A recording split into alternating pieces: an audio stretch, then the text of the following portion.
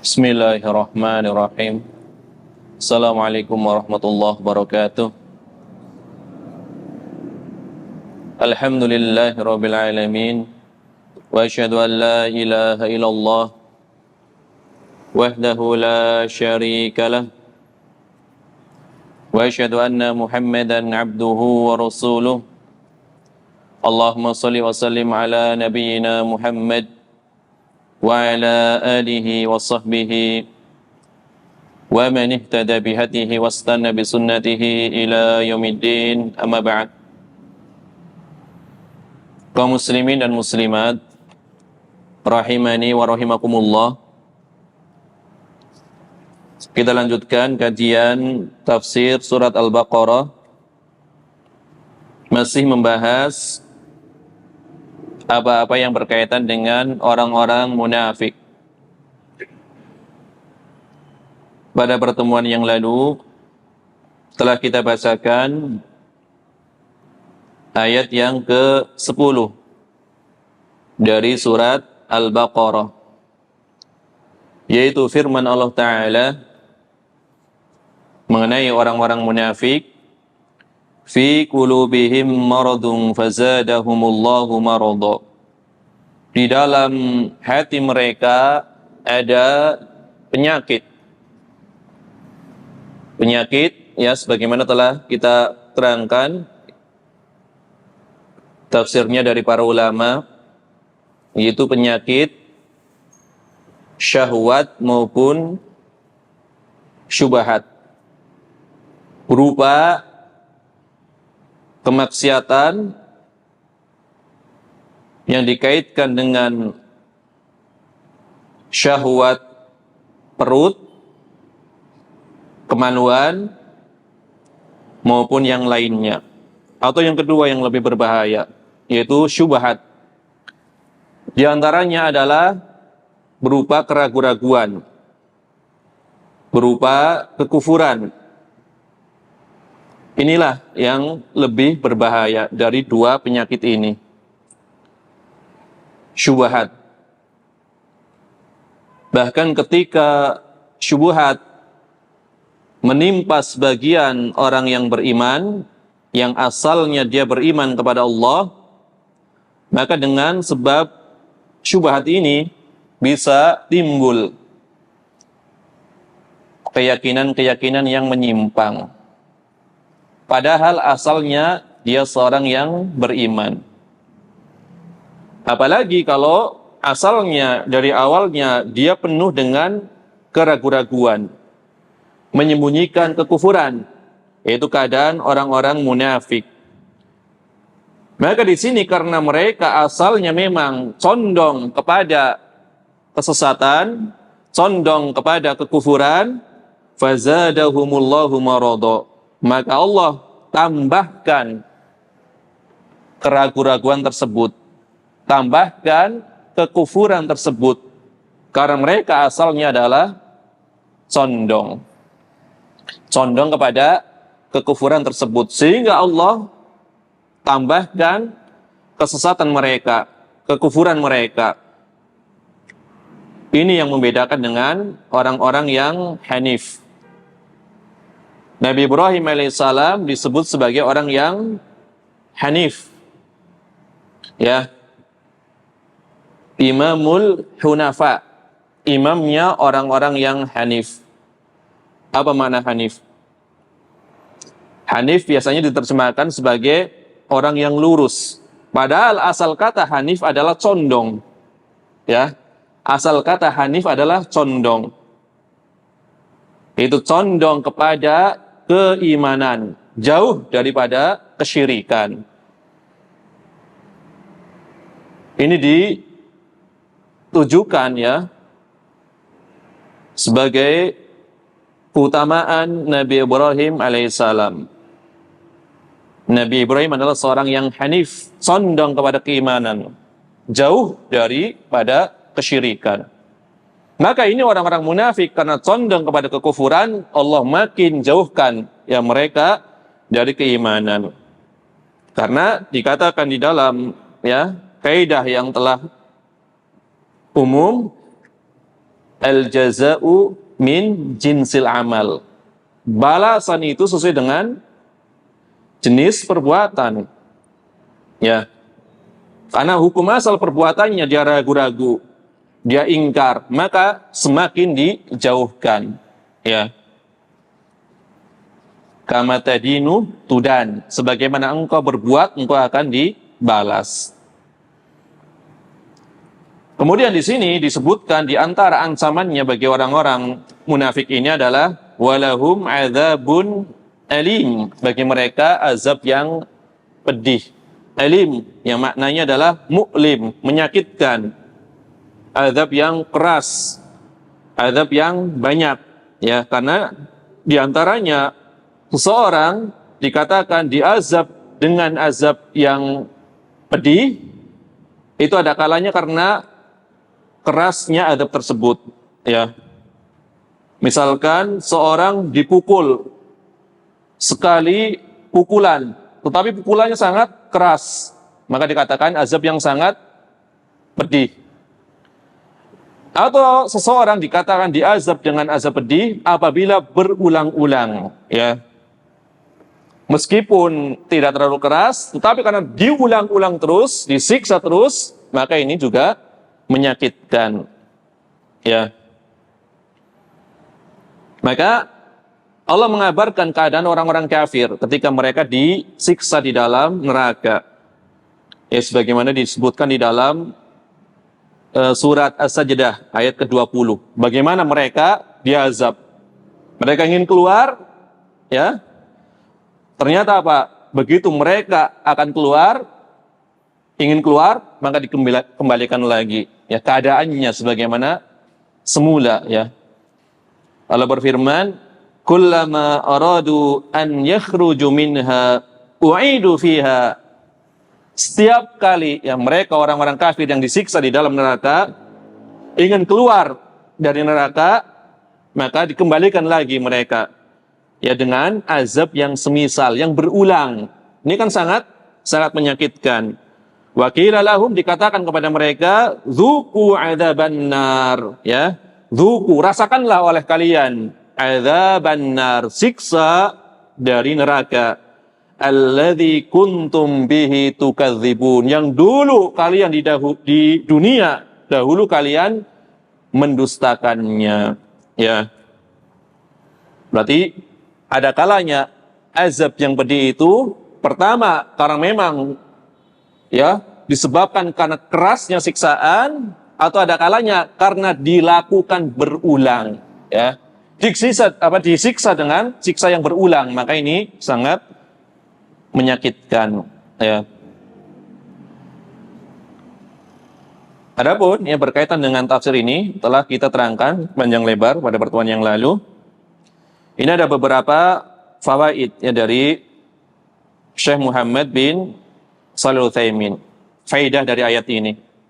Pelajaran apa yang bisa diambil dari ayat ini?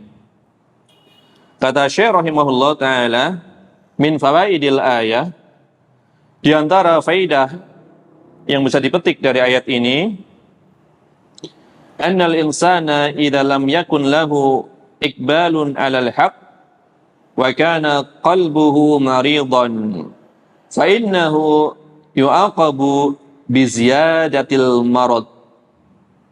Seseorang apabila hatinya, ya, tidak siap menerima al-haq, hatinya tidak condong kepada al-haq, dibawakan ayat-ayat Allah, dibawakan hadis-hadis Nabi sallallahu alaihi wasallam yang di dalamnya berupa ancaman maupun kabar gembira, ya, ancaman berupa siksa yang pedih apabila dia ingkar, kabar gembira dia akan mendapatkan kebahagiaan berupa surga, kemudian melihat wajah Allah. Diberikan atau didatangkan ayat-ayat ini kepada seseorang, dia enggan, berarti dia memang condong, ya, kepada kesesatan, tidak mau menerima al-haq. Maka dikatakan hati orang ini sakit. Hati orang ini adalah hati yang sakit. Disebabkan karena hatinya sakit, maka dia diazab, disiksa dengan ditambahkan penyakitnya. Ini ketika dia di dunia, sehingga nanti di akhirat azabnya menjadi berkali lipat, ya. Karena meskipun ya sama-sama orang kafir, itu bertingkat-tingkat dari sisi kekafirannya, dari sisi azabnya itu bertingkat-tingkat, ya. Jadi tidak sama keadaannya di akhirat. Orang kafir, dia disiksa pertama disebabkan karena kekafirannya. Yang kedua disebabkan karena meninggalkan perintah yang ditujukan kepada seluruh manusia. Perintah sholat contohnya. Apakah orang kafir ditujukan perintah sholat? Ditujukan, bukan hanya kepada orang yang beriman. Berarti apa? Sekedar kafirnya ini sudah pasti menyebabkan mereka disiksa. Yang kedua ditambah karena meninggalkan sholat, karena meninggalkan puasa, karena meninggalkan membayar zakat dan lain-lain. Jadi cabang-cabang syariat ditujukan pula kepada mereka. Nanti disiksa ya sebagai tambahan. Kemudian yang ketiga, mereka melakukan ya pelanggaran berupa misalkan melakukan perbuatan fahisyah, berzina dan seterusnya. Karena tidak semua orang kafir melakukan perbuatan zina, kan seperti itu. Berarti apa? Orang kafir asalnya memang disiksa, yang satu tidak berzina di dunia, ya. Kemudian yang satu kebiasaannya berzina, tentu sama-sama diazab, tetapi azabnya berbeda. Ini yang dimaksud bahwasanya azab itu bertingkat-tingkat. Ya. Jadi jangan sangka orang-orang kafir ketika mereka tidak sholat, ya mereka dibebaskan saja. Tidak, mereka diazab. Dalilnya adalah surat Al-Muddathir, ya, tentang keadaan orang-orang yang menyimpang, orang-orang kafir. Maka ditanya nanti di akhirat, masalakakum fi saqar. Apa yang menyebabkan kalian, wahai orang-orang kafir, dimasukkan, disiksa di dalam saqar? Qalu, mereka menjawab, lam naku minal musallin. Dahulu kami tidak sholat, ya. Walam naku nut'imul miskin. Kami juga dahulu di dunia tidak memberi makan kepada orang-orang miskin. Wa kunna nakhudu ma'al khaidin. Wa kunna nukadzibu biyaumiddin hatta atanal yakin. Ini intinya adalah beberapa ya perkara yang menyebabkan orang-orang kafir ya juga disiksa disebabkan meninggalkan cabang-cabang syariat. Ya. Apalagi ditambah mereka sudah meninggalkan perintah sholat dan semisalnya, ditambah dengan kemaksiatan yang lainnya.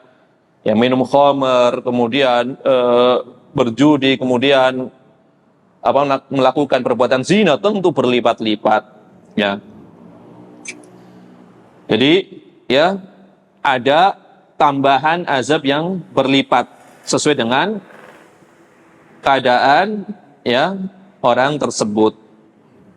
Kemudian Syekh Muhammad bin Shalih Al-Utsaimin beliau melanjutkan,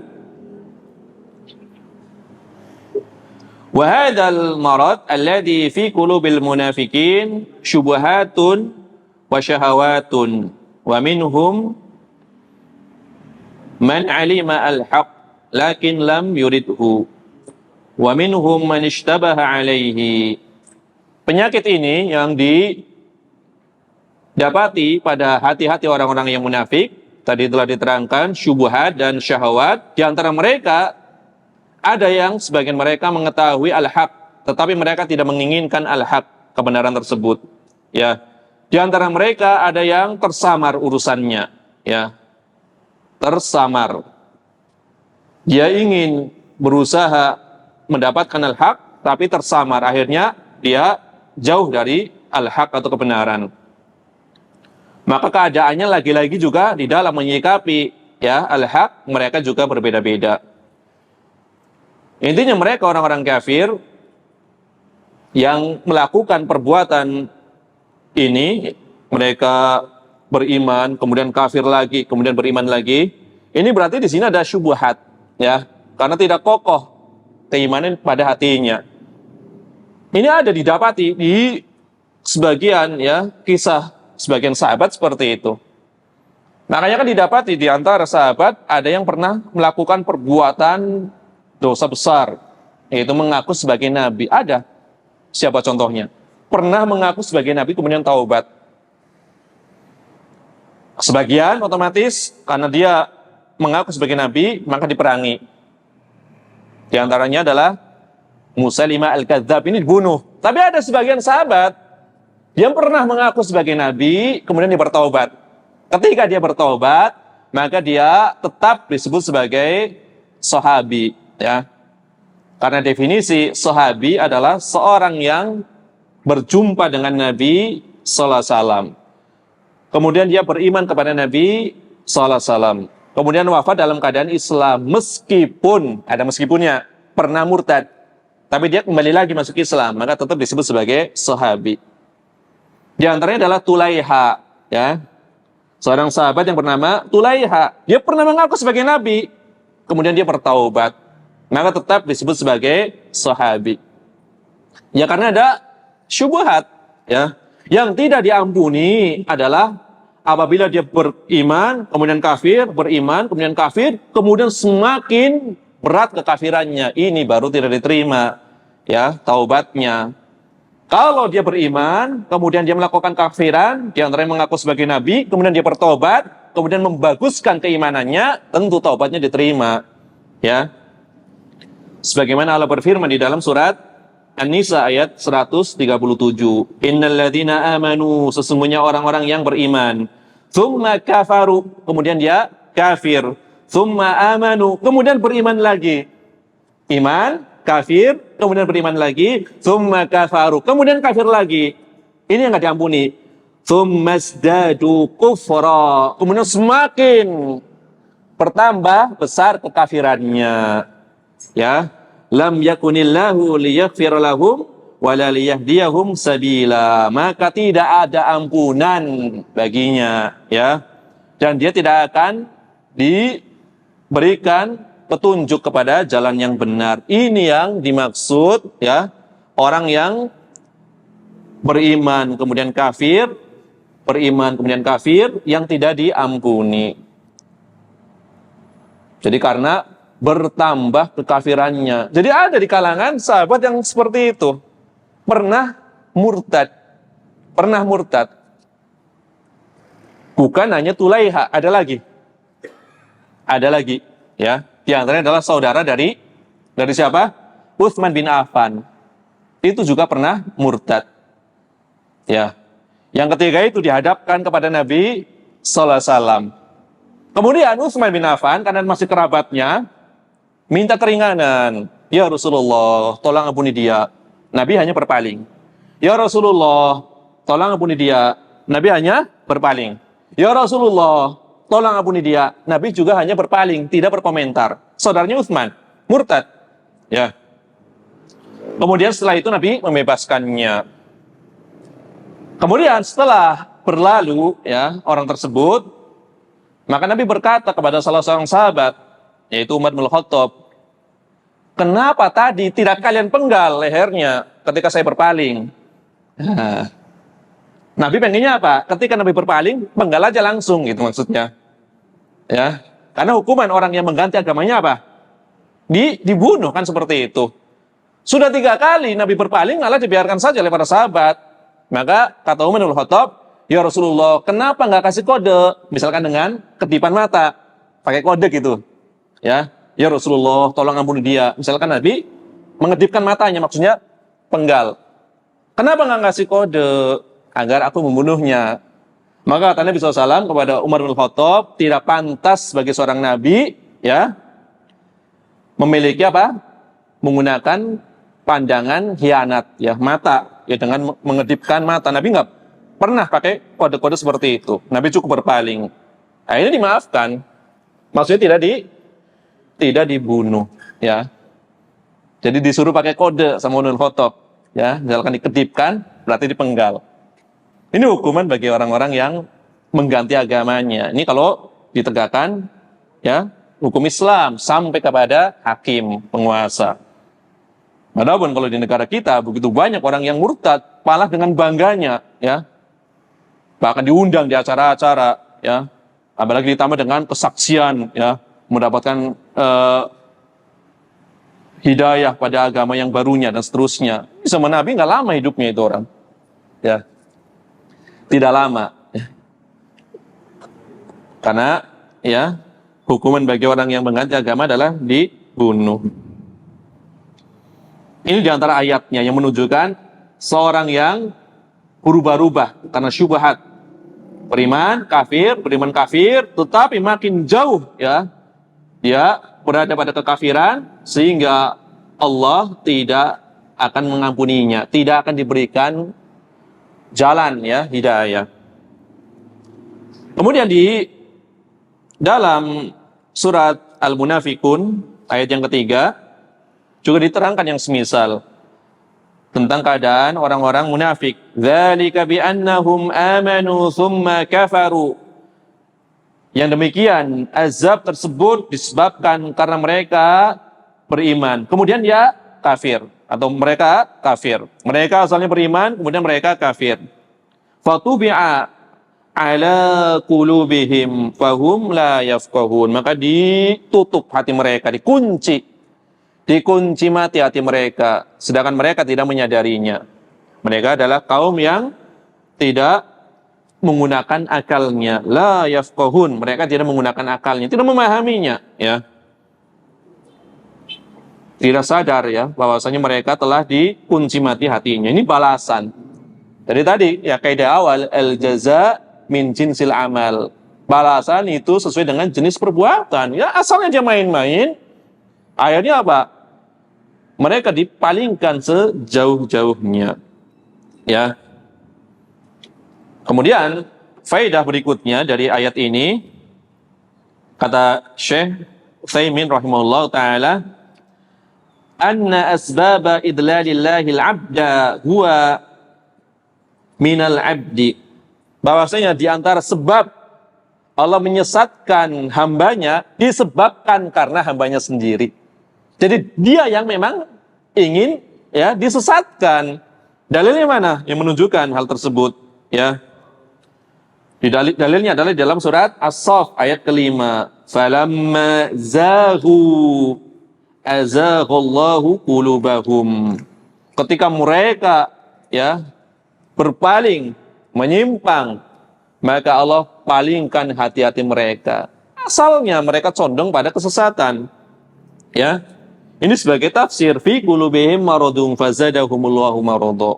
Di dalam hati mereka ada penyakit, maka kalau tambah penyakitnya. Falamma zahu, ketika mereka orang-orang kafir zahu, ya, condong atau berpaling dari kebenaran, azaghallahu qulubahum, Allah palingkan hati-hati mereka, sesatkan hati-hati mereka, ya. Kemudian di dalam ayat yang lain Allah berfirman, wa nuqallibu afidatahum wa absarahum kama lam yu'minu bihi awwala marrah. Maka kami bolak-balikan, kami balikan hati-hati mereka, ya. Kemudian kami sesatkan, ya, pandangan-pandangan mereka, disebabkan mereka dari awal memang tidak beriman, ya. Kama lam yu'minu awwala marrah. Dari awal mereka tidak mau beriman. Maka dikatakan wa nuqallibu afidatahum, kami balikan hati-hati mereka, palingkan dari kebenaran sehingga mereka menjadi orang-orang yang tersesat, ya. Dan masih banyak, ya, ayat yang lainnya yang menunjukkan hal tersebut. Kemudian di dalam ayat ini juga ada celaan terhadap perbuatan dusta, ya, zammul kadzib, celaan bagi perbuatan dusta, ya.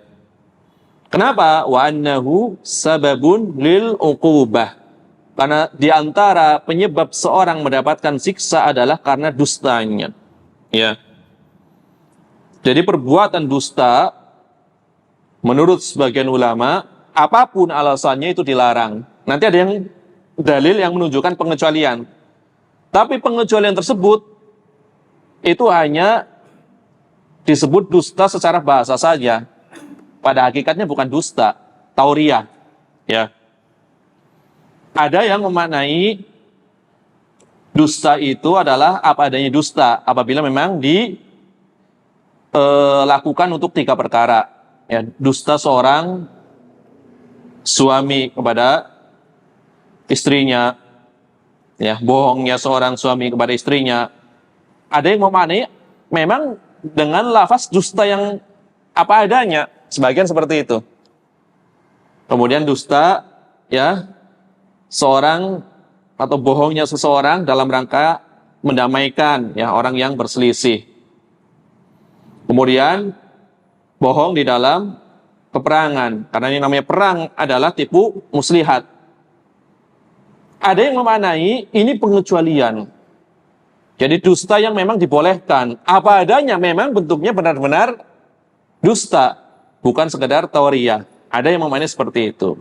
Tetapi sebagian ulama, di antaranya adalah Syekh Muhammad bin Shalih Al-Utsaimin di dalam kitab Syarh Riyadhus Shalihin mengatakan ini maksudnya bukan dusta murni, tetapi tauriah, seakan-akan, ya, dusta, tetapi pada hakikatnya bukan dusta.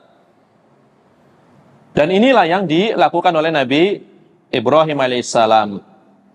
Ya, ketika Nabi Ibrahim alaihissalam diajak, ya, untuk beribadah, menyembah berhala ketika itu. Maka Nabi Ibrahim mengatakan, inni sakim, sesungguhnya aku sakit. Aku sakit, jadi nggak bisa nyembah berhala. Ini memang, ya, beliau berbohong secara lahiriahnya, tapi maksud beliau juga tidak berbohong, sakit hati maksudnya. Sakit hati melihat kesyirikan kalian. Berarti kan tauriah, jadi maksudnya bukan murni. Bukan murni apa? Bukan murni lahiriahnya berbohong. Ini sakim, saya sakit, maksudnya sakit hati gitu, melihat kesyirikan. Ya. Tetapi meskipun seperti itu, menyebabkan beliau malu nanti, ya. Ketika pada hari seorang dikumpulkan, yaitu bersama, ya, tiap-tiap umat dikumpulkan bersama para nabinya, dari Nabi Adam alaihissalam sampai Nabi terakhir Muhammad sallallahu alaihi wasallam. Ketika menunggu keputusan dari Allah, maka salah satu penyebab Nabi Ibrahim alaihissalam tidak mau, yang meminta atau memohon kepada Allah, yaitu berupa yang nanti disebut sebagai asy-syafa'ah al-uzma, syafaat yang agung. Karena sebabnya apa? Malu kepada Allah, pernah melakukan dusta 3 kali. Ya. 1 untuk menjaga keselamatan, 2 dalam rangka membela Allah. Tetapi beliau malu. Ini Nabi Ibrahim alaihissalam. Itu pun masih disebut sebagai tauriah sebenarnya, tapi beliau menganggap sebagai dusta. Ya. Inilah Nabi Ibrahim. Maka wajar kalau beliau disebut sebagai imamnya orang-orang yang hanif, orang-orang yang bertauhid, yang jauh dari kesyirikan. Ya. Disebut sebagai ummah. Ya. Ibrahim adalah seorang umat. Padahal satu. Umat biasanya dikatakan untuk menyebutkan apa? Sekelompok manusia, itu disebut umat. Tapi Ibrahim disebut sebagai umat. Ya, karena umat di dalam Al-Quran itu bisa digunakan untuk empat perkara. Di antaranya umat maknanya adalah al-imam, seorang imam, seorang yang diikuti, seorang yang dijadikan sebagai teladan. Maka Ibrahim disebut sebagai ummah. Ya. Ini disebabkan karena condongnya beliau kepada tauhid. Diterjemahkan lurusnya beliau, ya. Hanif, ya. Agama yang lurus. Kan diterjemahkan seperti itu.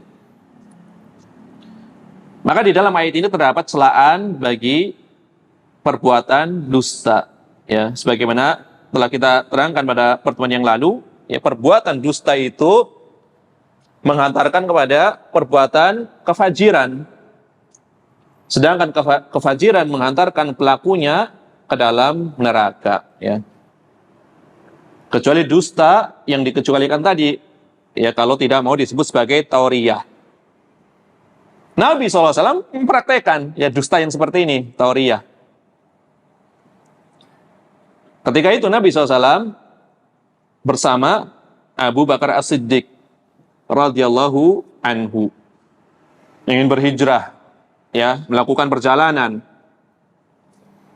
Maka ketika di tengah perjalanan itu dicegat melewati ya mungkin batas wilayah gitu kan, dicegat. Kemudian ditanya, kalian berdua berasal dari mana? Maksud yang bertanya itu apa maksudnya? Daerah, Pak. Maksudnya kan daerah kan? Kalian berasal dari daerah mana? Tentu maksud penjaga seperti itu. Kalian berdua berasal dari daerah mana? Kalian berasal dari mana? Tapi Nabi jawabnya juga jujur, ya. Maksudnya lain. Nahnu minal ma. Kami berasal dari alma. Alma artinya apa? Air. Alma adalah nama salah satu kabilah yang disangka oleh penjaga, oh berarti kalian dari daerah Alma, daerah suku Alma. Tapi yang dimaui oleh Nabi SAW, kami berasal dari air mani asalnya gitu. Ya, jujur nggak Nabi SAW? Jujur, cuma tauriah di sini. Karena apa yang dimaui tidak sama dengan yang orang yang bertanya. Ya, kalau dikatakan kami berasal dari Mekah misalkan, berarti diketahui ini adalah orang yang sedang dalam pengejaran. Ya, tapi Nabi SAW mengatakan, nahnu minal ma, kami berasal dari air. Dikiranya kami berasal dari kabilah ma. Nah, ini dibebaskan. Ini tauriah contohnya. Ya, bagaimanapun Nabi tidak akan berbohong. Ya. Kemudian ditanya lagi Abu Bakar juga cerdas. Siapa yang ada bersamamu ini? Ya, yang bersamamu ini siapa? Maka dijawab, ini adalah Hadi At-Tariq. Hadin artinya apa? Penunjuk. Ya, At-Tariq berarti apa? Penunjuk jalan. Dia adalah penunjuk jalan. Maksud Abu Bakar adalah dia adalah orang yang menunjuki kami kepada jalan kebenaran. Dikiranya penunjuk jalan biar nggak tersesat. Kan seperti itu. Berarti ini tahu dia, ya. Hadit Tariq, penunjuk jalan kebenaran. Akhirnya selamat. Makanya kata Syekh Utsaimin, apapun bohong itu tidak diperbolehkan kecuali maksudnya tauriah. Tapi sebagian ulama mengatakan khusus untuk 3 perkara ini, walaupun benar-benar berbohong, tidak mengapa. Ini khilaf di kalangan ya para ulama. Kemudian ada satu permasalahan lagi yang dikaitkan dengan ayat ini. Ini dibawakan oleh Imam Al-Qurtubi. Pendapat para ulama, kenapa Nabi SAW tidak membunuh orang-orang munafik? Padahal Nabi diberitahu ilmu tentangnya, tentang siapa ya nama-nama orang-orang munafik. Karena Allah memberitahu lewat wahyu. Tetapi kenapa tidak dibunuh? Padahal diketahui mereka adalah orang-orang munafik. Maka Imam Al-Qurtubi ini membawakan ya lumayan banyak ini. 4 pendapat. Membawakan 4 pendapat dari kalangan para ulama. Tapi kita tidak akan membawakan semuanya. Kita bawakan ringkasannya saja. Al-Imam Al-Qurtubi di dalam tafsir beliau, tafsir Al-Qurtubi lengkap 4 pendapat dengan dalil, kemudian masing-masing ulama membawakan sanggahan, berbantahan. Tapi kita bawakan ringkasannya saja. Dari Al-Hafidz Ibnu Katsir, ya. Karena Al-Hafidz Ibnu Katsir hidupnya adalah setelah Al-Imam Al-Qurtubi. Jadi beliau menukil dari Imam Al-Qurtubi. Jadi Imam Al-Qurtubi wafat, Imam Ibnu Katsir belum lahir. Karena beliau wafat baru masuk ke awal abad ke-7 Imam Al-Qurtubi. Sedangkan di abad ke-7 menuju abad ke-8 itu adalah masa hidup Al-Hafidz Ibnu Katsir. Jadi tidak ketemu. Ya, Imam Ibnu Katsir di dalam tafsir beliau ini menukil pendapat Imam Al-Qurtubi. Imam Ibnu Katsir mengatakan, Al-Imam Al-Qurtubi, kemudian beberapa ahli tafsir yang lain pernah ditanya, yaitu berkaitan dengan hikmah. Kenapa Rasulullah SAW menahan diri, yaitu tidak membunuh orang-orang munafik? Padahal beliau mengetahui siapa itu tokoh orang-orang munafik. Ya, tokoh-tokoh mereka itu diketahui oleh Nabi SAW. Kenapa tidak dibunuh? Apa hikmahnya? Maka para ahli tafsir, sebagaimana yang dibawakan oleh Imam Al-Qurtubi, itu memberikan beberapa jawaban ya atas pertanyaan tersebut. Ya. Kemudian salah satunya ini dinukil oleh Imam Ibnu Katsir, tidak semuanya. Ya, salah satunya dinukil oleh Imam Ibnu Katsir. Alasannya adalah sebagaimana yang ditetapkan di dalam Sahih Al-Bukhari dan Muslim, bahwasanya Rasulullah SAW pernah ya berkata kepada Umar bin Khattab, ya Rasulullah, ditanya oleh Umar bin Khattab, kenapa engkau tidak bunuh orang-orang munafik? Maka Nabi SAW menjawab, akrahu an yatahaddatsal Arab anna Muhammadan yaqtulu ashabahu. Kata Nabi SAW, aku tidak senang jika nanti orang-orang Arab itu memperbincangkan bahwasanya Muhammad telah membunuh sahabat-sahabatnya. Saya khawatir kalau aku bunuh orang-orang munafik, nanti orang-orang Arab mengatakan Muhammad telah membunuh sahabatnya sendiri. Ya. Karena mereka, orang-orang Arab, kan hanya memandang apa? Lahiriahnya saja. Kan mereka orang yang beriman, mereka sholat, mereka ikut berjihad. Kenapa Muhammad membunuhnya? Kenapa Muhammad membunuh sahabat-sahabatnya sendiri? Ini dalam Sahih Bukhari dan Muslim mengatakan seperti itu. Aku tidak suka, wahai Umar, apabila orang-orang Arab itu nanti ya memperbincangkan aku. Kenapa Muhammad membunuh sahabatnya sendiri? Ya. Makanya Nabi SAW juga mengkhawatirkan ya terjadinya perubahan pada banyak orang Arab yang tadinya mereka semangat untuk masuk Islam, disebabkan ya karena Muhammad saja membunuh sahabatnya sendiri, mereka ragu-ragu untuk apa? Untuk masuk Islam. Karena mereka kan tidak mengetahui hikmah Nabi membunuh orang munafik tersebut, mereka tidak mengetahui, ya.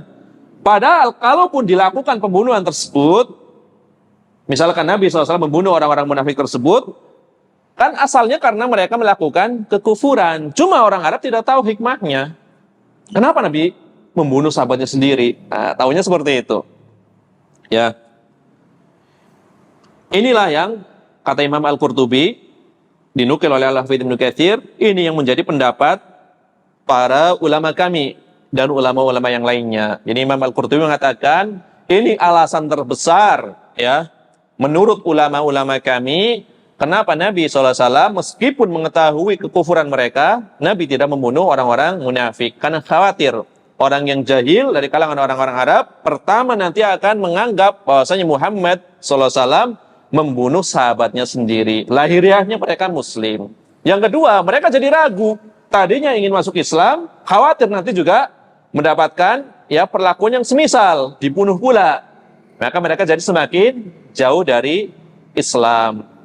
Inilah yang dipilih oleh ulama-ulama kami, kata Imam Al-Qurtubi. Itu ulama dari kalangan Malikiyah. Ya.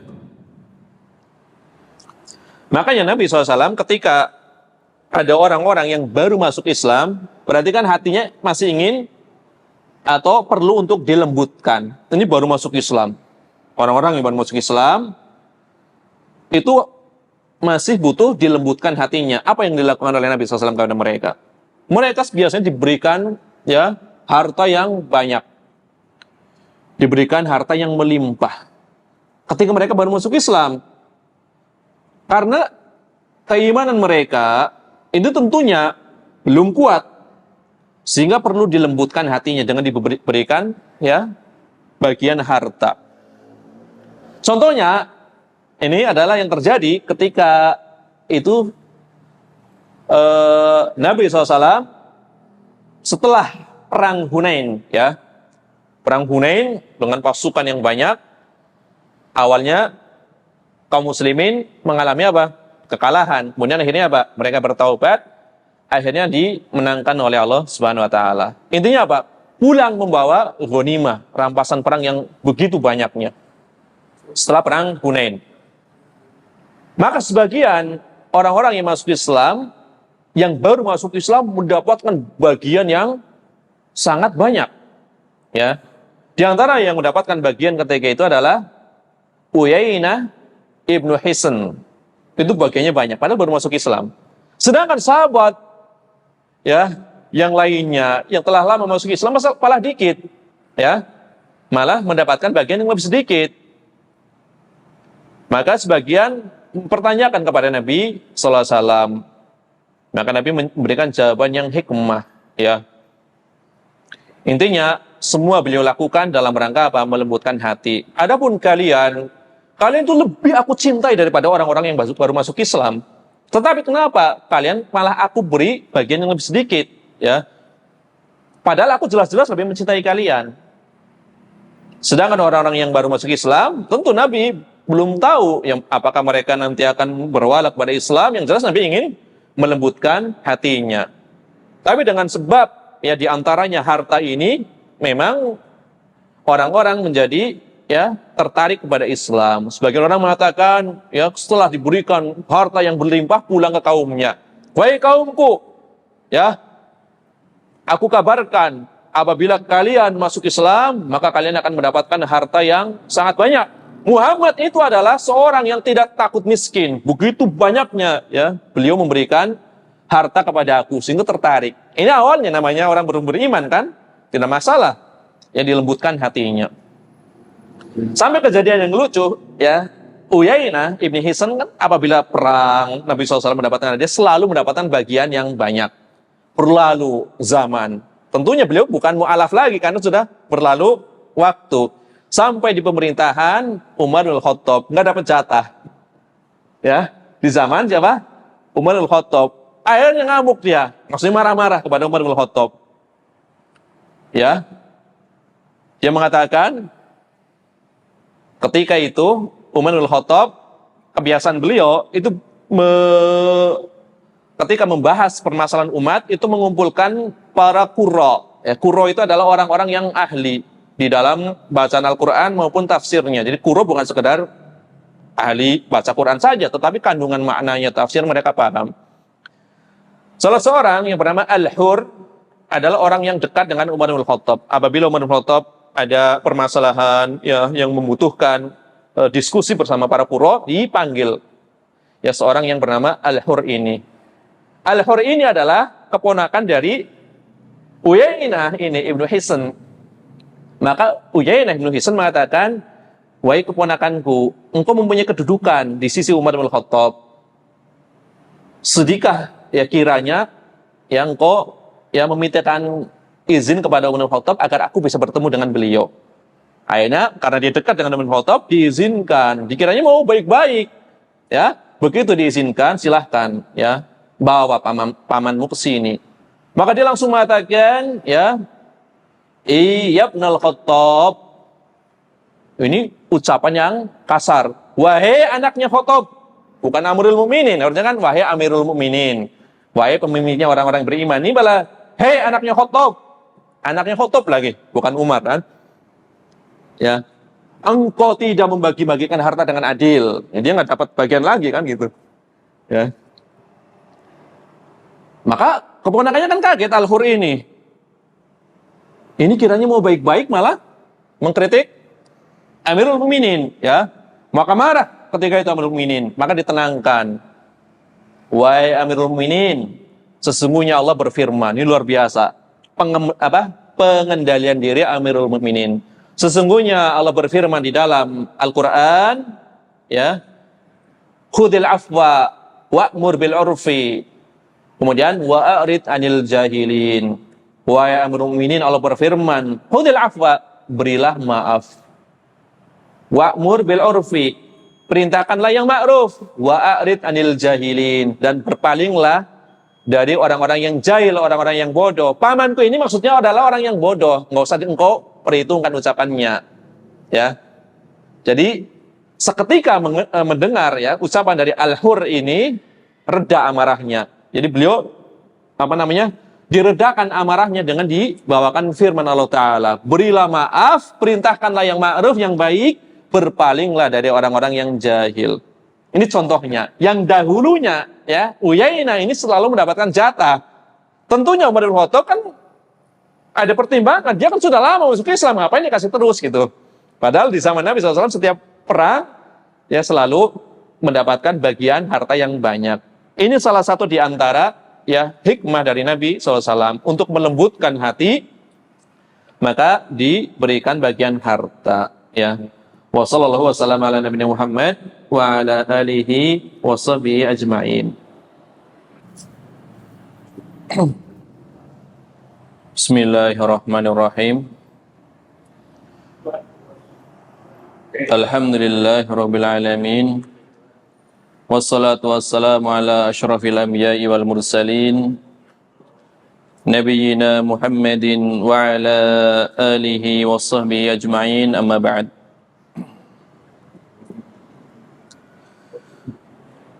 Kita lanjutkan ya satu permasalahan terakhir yang berkaitan dengan kenapa Nabi SAW ketika itu tidak membunuh orang-orang munafik. Padahal beliau mengetahui keadaan atau nama orang-orang munafik tersebut. Imam Ibnu Katsir tadi menukil dari Imam Al-Qurtubi, di antaranya adalah pendapat dari mazhab Malik yang mereka memilih pendapat berdasarkan sebuah riwayat yang ada di dalam Sahih Al-Bukhari dan Muslim. Yaitu penyebabnya karena Nabi SAW tidak suka ya apabila nanti orang-orang Arab ini akan memperbincangkan bahwasanya Muhammad telah membunuh sahabatnya. Ini adalah alasan yang paling kuat ketika itu. Karena ketika itu masih banyak orang-orang yang ingin masuk Islam, tertarik dengan Islam.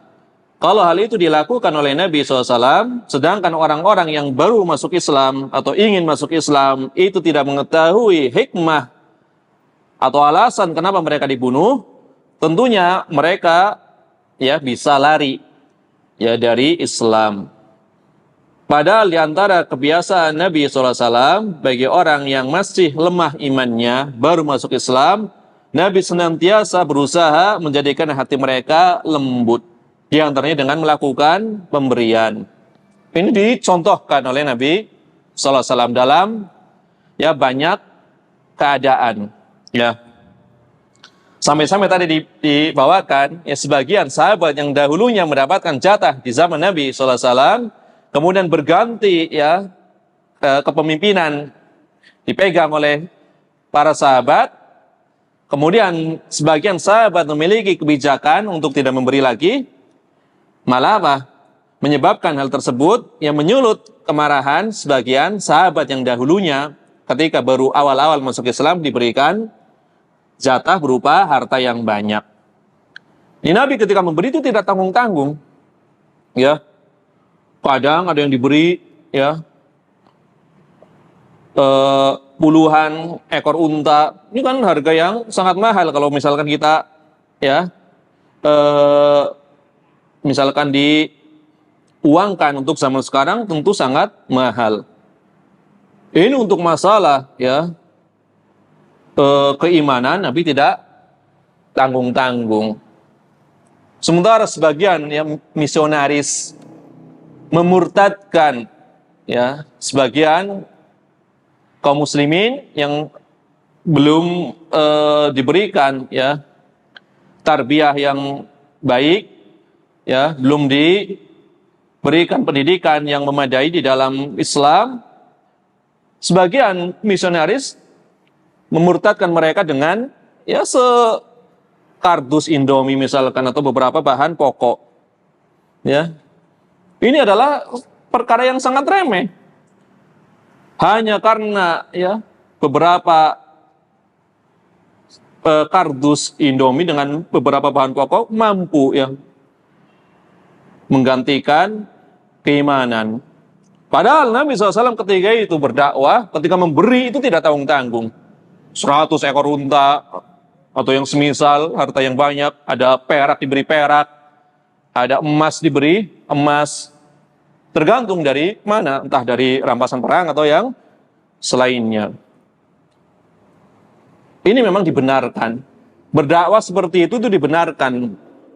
Asal hal tersebut menyebabkan mereka tertarik kepada Islam, walaupun awalnya mungkin ya mereka hanya sekedar ingin mendapatkan harta, tapi nanti dididik. Akhirnya mereka ya menjadi orang-orang yang sangat cinta kepada akhirat.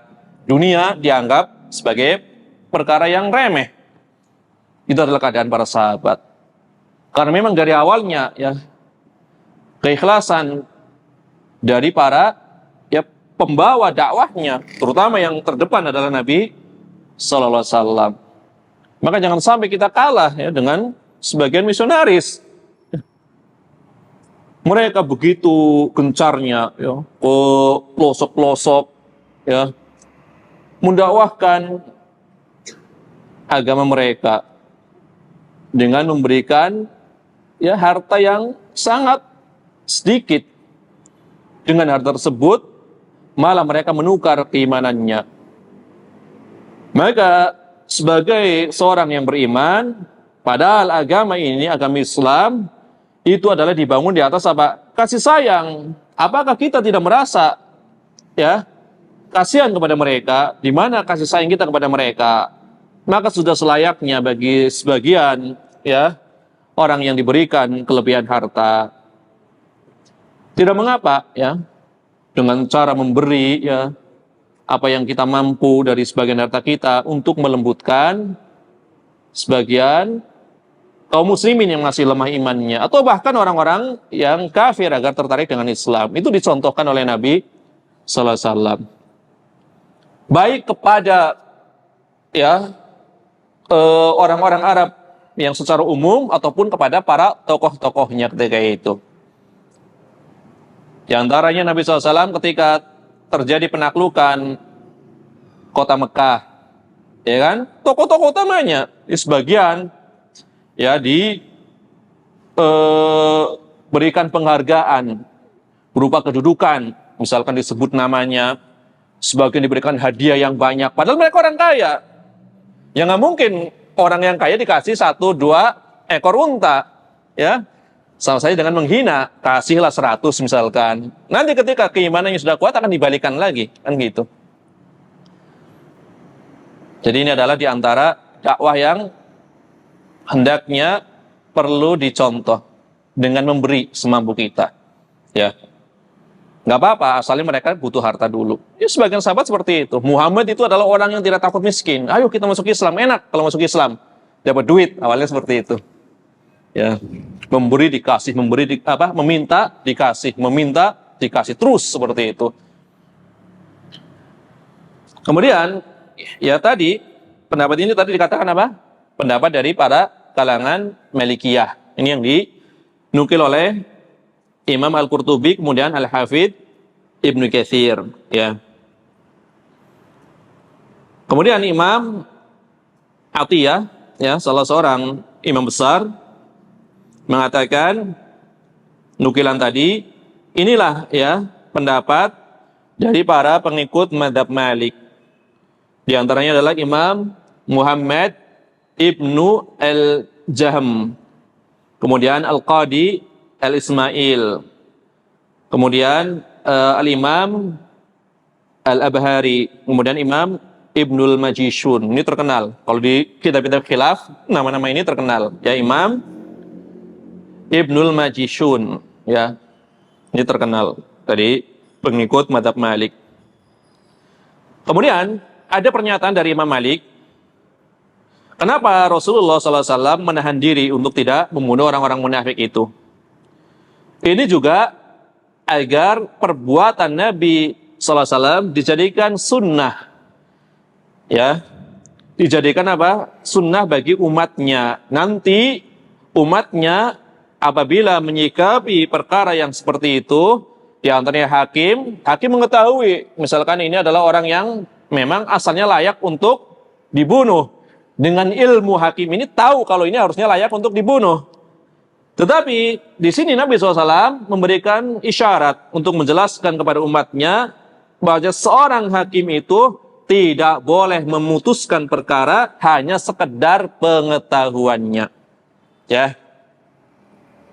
Menurut pengetahuan sang hakim ini harusnya memang harus dibunuh, misalkan ada kasus seperti itu. Tidak cukup. Karena yang lain kan tidak tahu. Ya, maka butuh didatangkan bukti-bukti. Sebagaimana Nabi SAW mengetahui ini layak mati sebenarnya orang munafik. Cuma yang lain, ya orang lain tidak mengetahui alasannya. Maka ini menjadi hikmah sehingga nanti umatnya, diantaranya adalah para hakim, ketika ingin memutuskan perkara bukan sekedar karena pengetahuannya. Ini apabila berkaitan dengan apa? Sesuatu kasus yang menyebabkan seorang harus dibunuh. Adapun dalam beberapa kasus yang lain ada pembahasan lainnya, ada rinciannya. Ini khusus yang berkaitan dengan nyawa. Jadi tidak sembarangan. Saya tahu ini adalah orang yang membunuh, ya, orang membunuh si fulan misalkan, langsung dibunuh. Tentu tidak boleh. Harus menghadirkan apa? Ya, saksi maupun bukti-bukti. Ya. Kemudian Imam Al-Qurtubi mengatakan, para ulama telah sepakat bahwasanya seorang hakim tidak boleh memutuskan suatu perkara berdasarkan pengetahuannya semata. Ya, meskipun mereka berbeda pendapat mengenai hukum-hukum lainnya. Ini pernyataan ini sebenarnya ada kritikan sedikit oleh Imam Ibnul Arabi, ya. Tapi ini hanya sebagai ya thaqafah saja. Ini ada nanti di pembahasan yang berkaitan dengan jinayat, ya. Ini panjang nih, ada saling berbantahan. Ini ada di pembahasan fikih sebenarnya. Ini salah satu sebab, ya, kenapa Nabi SAW tidak membunuh orang-orang munafik yang diketahui kemunafikannya berdasarkan wahyu. Ya. Kemudian ada nukilan pula dari Al-Imam Asy-Syafi'i. Kenapa Rasulullah SAW menahan diri dari membunuh orang-orang munafik? Karena tindakan mereka adalah menampakkan keislaman. Ya. Maka di antara ya perkara yang menyebabkan terlindungnya darah adalah dengan pernyataan keislaman. Karena Islam menghapus yang sebelumnya, kan kaidahnya seperti itu. Sebesar apapun dosa yang dia lakukan dulu di masa kafir, kemudian dia bersyahadat, masuk Islam, maka yang dahulu diampuni. Ya, kaidahnya asalnya kan seperti itu. Karena Islam adalah menghapus apa yang sebelumnya. Makanya orang kafir asli misalkan berkaitan dengan sholat, dari umur ya dari bayi sampai umur misalkan 40 tahun misalkan, berarti kan ini udah melewati umur balik berapa lama sekali kan melewati umur balik. Padahal asalnya apa? Ketika seorang telah balik kan banyak kewajiban harusnya, tapi selama ya usia berlangsung sampai 40 tahun dia dalam kekafiran. Yang harusnya pada usia itu dia melakukan kewajiban-kewajiban yang dibebankan kepada dia. Ternyata apa? Di umur 40 tahun dia masuk Islam. Apakah dia disuruh mengqadha salatnya dari balik sampai umur 40 tahun? Tentu tidak. Padahal tadi dikatakan orang-orang kafir di samping dihukum karena kekafirannya, dihukum karena meninggalkan cabang syariat. Tapi ini kaidah, karena dia telah masuk Islam, Islam telah menghapus ya yang lalu, gitu loh. Jadi dia tidak disuruh mengqadha selama masa balik sampai umur 40 tahun, nggak perlu diqadha. Begitu masuk Islam, maka dihapus seluruh kesalahannya. Apabila memang dia benar-benar ya ikhlas dari dalam hatinya. Ini juga keadaan orang-orang munafik yang menghalangi dibunuh karena keislamannya, walaupun mungkin secara lahiriahnya dalam pandangan orang-orang kan seperti itu. Ini asli, kafir asli. Yang dikhilafiahkan kafir murtad. Nah, misalkan ada orang balik, berarti misalkan umur 15 tahun ya balik. Kemudian dari umur 15 tahun sampai 30 tahun. Ya. Dia kan harus karena kewajiban apa? Kewajiban sholat. Karena kan ini muslim. Ternyata dia nggak sholat. Ya, sampai umur 30 tahun. Kemudian umur 30 tahun dia murtad. Nah, murtad. Umur 30 tahun murtad. 15 sampai 30 udah nggak sholat, 30 tahunnya murtad. Umur 40 tahun masuk Islam lagi, misalkan. Ini kafirnya kafir murtad, asalnya dulu muslim gitu loh. Ya. Ini bagi pendapat yang menyatakan meninggalkan sholat kalau tidak mengingkari kewajiban adalah masih muslim. Taruhlah misalkan kita mengatakan meninggalkan sholat secara keseluruhan adalah kafir. Ya. Berarti kita rubah kasusnya misalkan umur 15 tahun sampai 30 tahun dia rajin sholat, berarti muslim kan seperti itu. Umur 30 tahun murtad. Nah, kemudian 40 tahun ya masuk Islam lagi. Berarti yang dipermasalahkan adalah 30 sampai ke 40 tahun. Apakah dia perlu mengqadha? Apakah dia perlu mengqadha? Disinilah para ulama berselisih. Kalau menggunakan kaidah secara umum, Islam menghapus yang sebelumnya, berarti nggak perlu diqadha kan seperti itu. Tapi ini kafirnya murtad, bukan kafir asli. Dulu pernah jadi Islam. Nah, maka disinilah para ulama berselisih. Kalau tadi yang awal yang kafir asli tidak berselisih, tidak perlu diqadha karena asli. Ini yang dipersisihkan apabila kafirnya murtad. Ya. Berarti kaitannya dengan ini, dengan keadaan orang-orang munafik, ya. Berarti yang dihukumi adalah karena asalnya mereka ketiga itu kafir kemudian masuk Islam, maka dihukumi dengan hukum Islam. Islam menghapus yang lalu itu. Ini adalah pendapat Imam Asy-Syafi'i. Kemudian pendapat Imam Syafi'i ini diperkuat ya oleh sabda Nabi sallallahu alaihi wasallam yang beliau sabdakan ya. Ini hadis riwayat Imam Bukhari dan Muslim.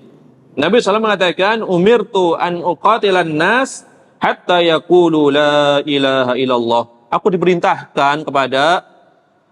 diperintahkan untuk memerangi manusia sampai mereka mengucapkan la ilaha illallah. Dari kafir mereka mengucapkan la ilaha illallah berarti menjadi muslim. Aku diperintahkan agar manusia mengucapkan la ilaha illallah. Diperintahkan untuk memerangi manusia sehingga mereka mengucapkan la ilaha illallah. Fa idza qaluha, apabila mereka mengucapkan la ilaha illallah, asamu minni dima'ahum, ya. Maka ya darah, kemudian wa amwalahum, dan harta kekayaan mereka itu mendapatkan perlindungan dariku. Asamu minni dima'ahum wa amwalahum. Darah dan harta mereka mendapatkan perlindungan dariku. Mereka telah melindungi dirinya dan hartanya dari dibunuh disebabkan karena mereka mengucapkan la ilaha illallah illa bihaqqiha, kecuali dengan hak Islam. Kecuali memang dia melakukan suatu pelanggaran yang harus dibunuh. Ya bukan karena nggak mengucapkan la ilaha illallah, tapi karena kasus lain. Misalkan dia membunuh secara sengaja, kemudian keluarganya tidak memaafkan, maka dibunuh pula. Atau seorang wanita yang telah menikah, kemudian dia melakukan zina, atau sebaliknya laki-laki yang telah menikah melakukan zina, diketahui ataupun dia mengaku, maka dikerajam. Jadi dibunuh di sini bukan karena mereka tidak mengucapkan la ilaha illallah, tapi karena sebab yang lainnya. Ya. Wa hisabuhum 'alallahi azza wajal. Kemudian perhitungan mereka berada di sisi Allah azza wajal, ya. Berarti barang siapa mengucapkan la ilaha illallah, maka berlaku ya baginya hukum-hukum secara lahiriah seluruh hukum Islam, ya. Apabila dia meyakininya, tentu dia mendapatkan pahala nanti ya di akhirat kelak. Adapun jika dia tidak meyakininya, maka manfaatnya hanya di dunia saja, terlindungi. Adapun di akhirat, maka dia akan mendapatkan azab. Adapun orang yang benar-benar beriman, di dunia mendapatkan manfaat, harta, darahnya terlindungi. Di akhirat mendapatkan pahala. Adapun orang-orang yang hanya mengucapkan dengan lisannya, hanya mendapatkan manfaat di dunia. Itu tadi, terlindungi darah dan hartanya. Adapun di akhiratnya akan diazab. Ya. Jadi ada hukum lahiriah, ada hukum yang sifatnya batiniyah. Kita diperintahkan menghukumi yang lahir saja, kecuali memang menampakkan ya dengan nyata, dengan ucapannya maupun tindakan yang jelas-jelas, misalkan ingin menghancurkan Islam. Itu ada pembahasan yang lainnya. Itu dikatakan oleh Al-Imam Malik, orang-orang yang seperti itu adalah orang-orang yang zindik, ya. Dikatakan orang-orang yang zindik. Imam Malik mengatakan orang munafik pada zaman Rasulullah SAW adalah sama dengan orang zindik pada hari ini, ya. Maka adapun berkaitan dengan orang zindik itu sama dengan munafik, ya. Sama dengan orang munafik, ya, keadaannya. Maka para ulama berbeda pendapat tentang pembunuhan terhadap orang-orang zindik. Jika ia menampakkan kekufuran, apakah harus diminta bertaubat terlebih dahulu atau langsung dibunuh? Ya, nggak diseru untuk bertaubat, pokoknya ketahuan zindik dibunuh, atau disuruh bertaubat dulu, atau dirinci. Zindik ada kalanya menyeru kepada orang lain, dia mendakwahkan pemikirannya kepada orang lain, ada kalanya untuk dirinya sendiri. Ya, maka ini juga dibahas, ya. Ini adanya di kitab-kitab fikih, ya, bukan pada kitab tafsir. Intinya seperti itu.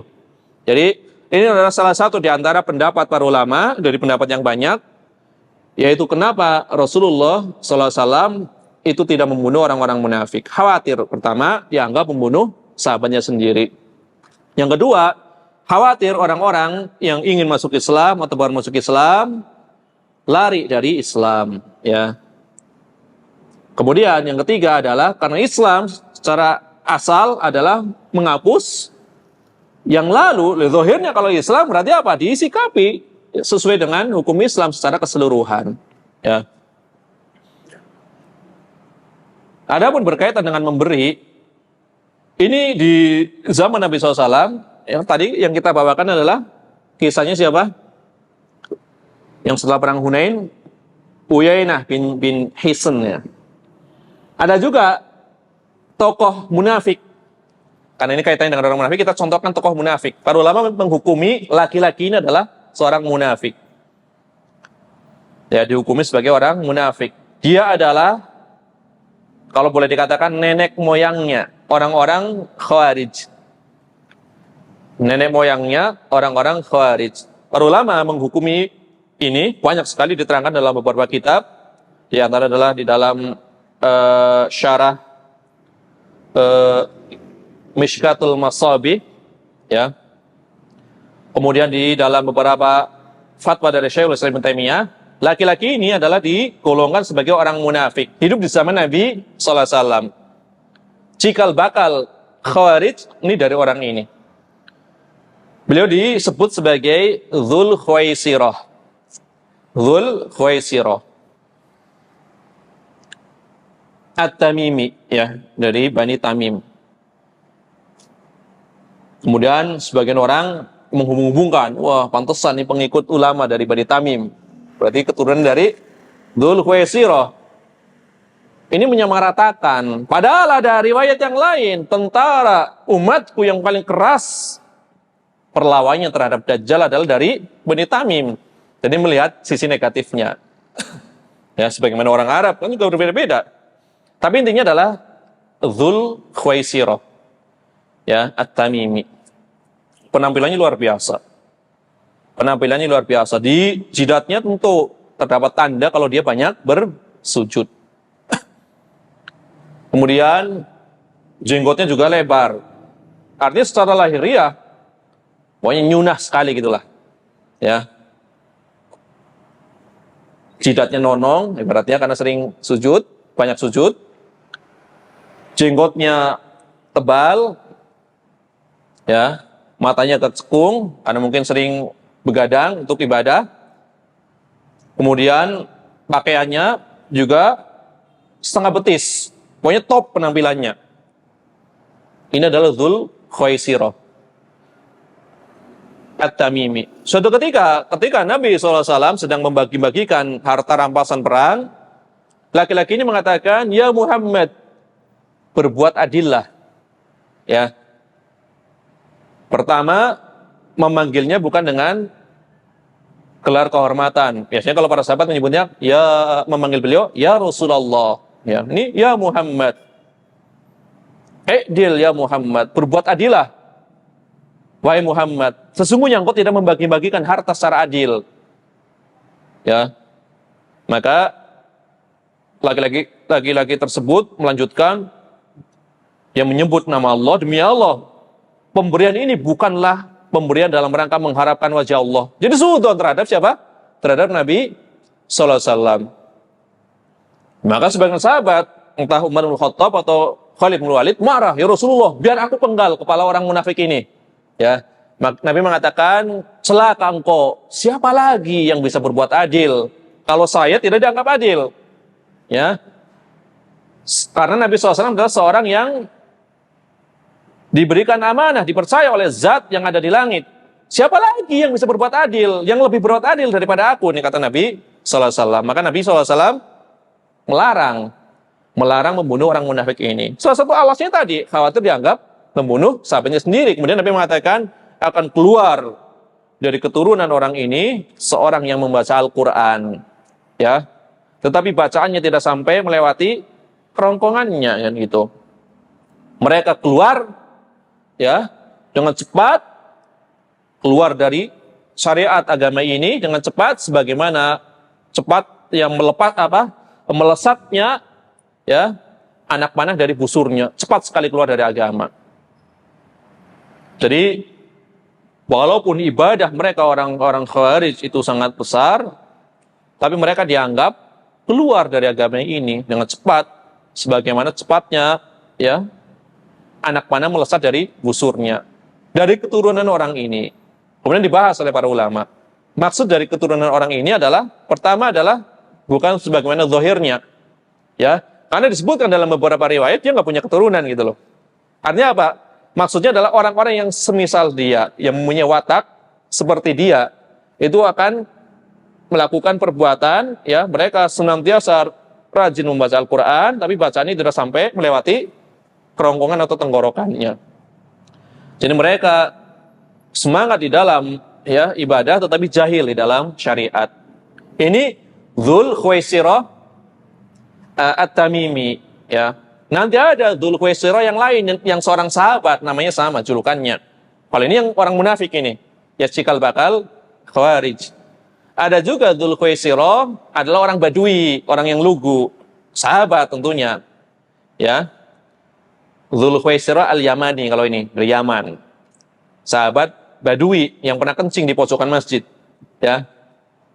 Jadi masuk masjid, ya, main kencing aja di pojokan, marah kan sahabat, mau dipukul, maka ya, biarkan, kata Nabi SAW, ya, biarkan sampai selesai, ya. Kencing di masjid ketika itu di pojokan, karena dia nggak tahu aturannya. Kemudian didekati oleh Nabi SAW, sesungguhnya masjid ini adalah tidak layak, ya, di dalamnya, ya, kecuali untuk dilakukan baca Quran, kemudian sholat dan seterusnya. Artinya Nabi SAW tidak memarahi dia, ya, berlemah lembut terhadap orang jahil ini, Dzul Khuwaisirah Al-Yamani. Makanya ketika sholat, Nabi SAW mendengar, ya, doa dia dengan keras. Dia mengatakan, ya Allah, sayangilah aku dan Muhammad saja, yang lain nggak usah, gitu. Doanya seperti itu. Maka Nabi SAW setelah sholat mengatakan, engkau telah, ya, mempersempit rahmat Allah yang luas, ya kan? Ya, karena perlakuan sebagian sahabat ingin memukul dia, malah Nabi SAW berlemah lembut. Nah, ya, kalau ini Dzul Khuwaisirah yang dari Badui, ini beda dengan tadi, bukan yang orang Khawarij. Kalau ini orang jahil, ya. Makanya Nabi SAW mengatakan, innama bu'ithtum muyassirin walam tub'atsu mu'assirin. Kalian itu diutus dalam rangka memberikan kemudahan, bukan diutus dalam rangka mempersulit, kan gitu. Mereka mudahkan, lantar kalau misalkan dicegah malah bahaya. Pertama, bisa orang yang lagi kencing, ya, berhenti tiba-tiba bisa menyebabkan sakit, ya. Yang kedua, kencingnya malah kemana-mana kalau dia tetap kekeh, Pak, tetap kekeh kencing. Atau yang ketiga, nanti dia, ya, belum sempat membersihkan najisnya, mengenai pakaiannya banyak mudaratnya intinya gitu kan. Maka dibiarkan saja. Kemudian Nabi menyuruh para sahabat siramkan bekas air kencingnya dengan seember air, beres suci. Ya. Jadi ada dua Dzulkhuwaisirah. Ini perlu dibedakan. Yang satu cikal bakalnya orang Khawarij, yang satu adalah orang Badu yang pernah kencing di masjid. Ya. Ya, barangkali ini yang bisa disampaikan pada pertemuan malam ini. Insyaallah taala pada pertemuan yang akan datang akan kita masuk pada ayat berikutnya, yaitu firman Allah taala, wa idza qila lahum la tufsidu fil ardi qalu innama nahnu muslihun. Dan jika dikatakan kepada mereka orang-orang munafik, janganlah kalian membuat kerusakan di muka bumi, niscaya mereka akan mengatakan justru kami adalah orang-orang yang melakukan perbaikan. Ya, innama nahnu muslihun, kami nggak buat kerusakan, kami adalah orang-orang yang membuat perbaikan. Ya, insyaallah taala akan kita bahas pada pertemuan yang akan datang. Ya, ya mudah-mudahan Allah Subhanahu Wa Taala senantiasa memberikan taufiknya kepada kita semua. Subhanakallahumma bihamdika asyhadu an la ilaha illa anta astaghfiruka wa atubu ilaik. Wa sallallahu wasallam ala nabiyina Muhammad wa ala alihi wa sahbihi ajma'in wa akhiru da'wana alhamdulillahi rabbil alamin. Wassalamualaikum warahmatullahi wabarakatuh.